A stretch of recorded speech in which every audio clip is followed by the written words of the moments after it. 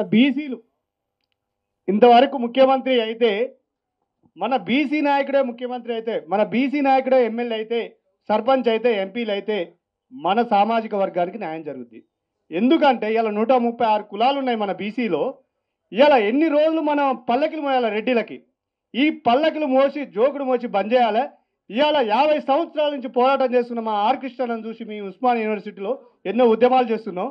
ప్రధాన డిమాండ్ ఏంటంటే ఇవాళ మన అందరం కూడా ఒక్క తాటి మీద కూర్చొని పోరాటం చేయాల్సిన అవసరం ఉన్నది. ఎందుకంటే ఇవాళ మన న్యాయం జరగాల మన విద్యార్థులకు. కానీ ఒక లీడర్ కాడికి పోతే మన విద్యార్థికి ఒక సీట్ ప్రపోజల్ పెట్టడానికి కూడా వెనకాడుతుర్రు.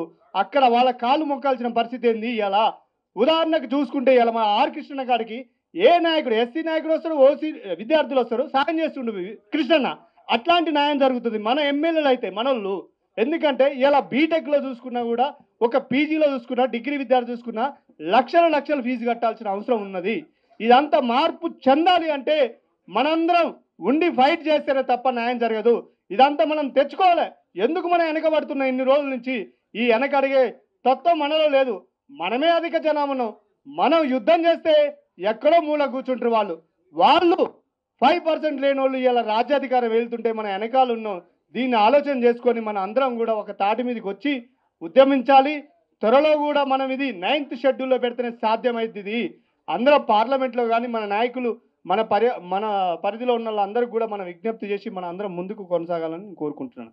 జై BC. Thank you Raju Goud.